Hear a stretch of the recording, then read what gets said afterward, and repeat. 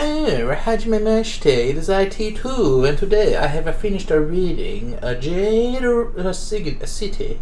Jade City. Jade City, I'm going to give 4 out of 5 stars. It was very well written. Nothing wrong with it as far as the writing is concerned. I would say it's just not my cup of tea. I thought it was going to be more of a fantasy than it's an Asian urban fantasy, but it's not really got any kind of a magic system except for there's these martial arts kind of things, kind of similar to, I don't even know, like this Jade stuff, right? In this world, it's a fictional island. I guess you would say it's similar to Taiwan. The language is fake. The honorifics they give to people are fake. The culture is like similar to Japanese or Chinese, but it's slightly different. The religions are made up. It's all like a different world. Even like the names of guns. There's like modern telephones, computers, guns, typewriters, that kind of a thing. I think there's computers. Maybe it's just typewriters. And I don't know how far into the future this is supposed to be. But it's like a mafia gangster type story between two clans called the Mountain and the No Peak clan. They used to both be the Mountain clan, and one's now the No Peak. I guess it's like they have a flat symbol because it has no peak. That left over this war. These two, they used to all be friends, and now they split. And this island, the Kikon is the name of the island, and the Kukinese people have this ability that Jade gives them. There's 6 things: strength, steel, which is kind of like hardening your body, perception, channeling, which is the closest to magic. It's when you like drill into somebody mentally and you can like stop their heart beating.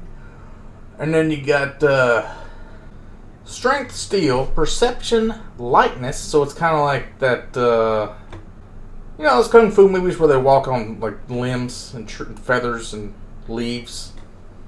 And deflection, so you can like, somebody throws a knife at you or bullets or whatever, you can deflect it if you catch it early enough. So it's magical, but it's not really magical. It's similar to magic. Also, you can kind of get addicted to it. You have too much Jade, and it kind of starts ruining you, makes you go mad, gives you the itches. Or if you're like a person that's too sensitive, you can get the itches and go crazy. But they're like, if you kill somebody, you take their Jade, and it's dishonorable not to. So you have to like keep wearing more and more to kind of, the more stronger you are, the weaker you end up getting in the end. So it's kind of like, the thing I didn't like about it was that this whole culture is based on mining this Jade and shipping it out to other people. That's how they make money. That's how the businesses operate. I mean, they have like entertainment businesses and like casinos and like restaurants and whatever else that these mafia lords are in control of. But the main money seems to come from this mining and exporting of Jade. But the problem is that the Kikon is the only place where people can use Jade. So there's this drug called Shine that they've been giving to these 2 other nations that are not Kikon, that are kind of against each other. So they have militaries, and they're giving their military people this Shine so they can use the Jade. But that's only accounting for like a certain amount of it. I mean, if they give it to too many people, then they would overtake Kikon, and they would, I guess, I don't know. I mean, what would be the? They could get it for free, or I don't know how it works. It doesn't really make sense, because there's one point where this lady smuggles like a urn, like a dead person urn worth of Jade out, and they act like that's a fortune, like that's a ridiculous amount of Jade to be smuggling. But if they're constantly shipping it, and they could talk about these giant boulders in the mines, like huge boulders you put your hands on worth of Jade, like how much are they shipping out? Because that was a fortune, like this much. But this much is like what they're exporting, and like, I don't understand the Jade quantities. Also, like, people die and they want to be buried with their Jade, so it's just like, you're just throwing it in the ground again. You just spend all this effort digging it up, and you're just throwing it back in the ground. So, the first part of the book I didn't really like until the main guy who's in charge. Each one of the 2 clans, the Mountain and No Peak, they have a pillar. He's like the spine of the clan, and he like controls everything. And the old man is kind of going senile, so he's like, he dies, and then the book starts to get good. He has a guy called the Horn, He's like the guy who controls the street gangs and the war and any kind of like fighting stuff. He takes care of that. And you've got the weatherman, because they read the clouds and they're supposed to be like on the business side of things. They see what's happening with the like making deals and like negotiating with the other side, that kind of thing. They got these lantern men who are kind of like the money men who feed money to the clan because they're beholden to like giving tributes. So it's this whole mafia system with these weird terms: horn, lantern man, and weatherman, and what was the pillar. And it's just like, I don't really like that kind of stuff. I don't really like. I never watched The Sopranos. I didn't really get into Godfather that much.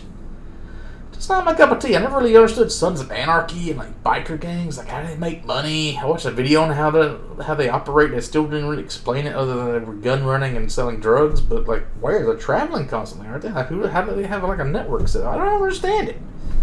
I don't get it. But it was a good book. Once the guy died, the Horn, who was a young, ambitious guy, doesn't know anything about politics. He had to take over as a pillar. His sister, who had left to one of these other nations and like didn't want to wear a jade, she came back trying to like not be part of it. She got sucked back in, had to become the weatherman. And then what was the other one? They had to promote these two brothers that were really cool into like becoming the Horn. And then you got this cousin who's like this savant guy who's still in training. He's at the university learning how to use his jade powers. His mother went crazy from the itches because they called her like the Mad Witch or whatever. So like he's just about to graduate, and they get into this big war breaks out, and like he has to come and help save the day at the last minute, and he doesn't. He graduates and he like refuses to wear the jade, so that's how it kind of ends. It's like, you betrayed us and you've embarrassed both of our clans and everything and stuff. So there's this other guy that kind of accidentally killed the pillar, who's like, he's in a mess because he was promised some jade and didn't get it, and then he like starts getting schemes for the next book. I guess he's going to get another bad way, and it's just like, I don't know. It kind of reminds me of that video game. I guess it was Godfather 2, where you're like taking over different businesses and like seeing things develop. This would probably be a good video game if you're like sitting on the top of a tower and you're looking out over the city and you're seeing like fights break out and buildings go up in flames. You can see like, oh, they're doing this and this. But you have to have spies to tell you like which businesses are worth more money, because ones are like fronts for operations and you're making more money. And you could like send guys on missions and you don't actually do anything yourself, but you would see cameras of the guys like rolling up in some motorcycles or like old sweet looking Japanese cars, and they start having fights and they start taking over businesses and putting pressure on people and using their jade powers. And I don't know, that could be cool. But I don't know if I want to read the second book right away. I just wanted to get a taste of Fonda Lee, see what she was all about. I think next I'm going to start with the Raymond Feist Magician books. I'm going to declare May Magician May. May is the month of the magician. It's all very alliterative. So, 4 out of 5 stars. I liked it. It was a very good book, but it's just not really my cup of tea. Maybe the next book gets better. I don't know. Yeah. That's pretty much about it.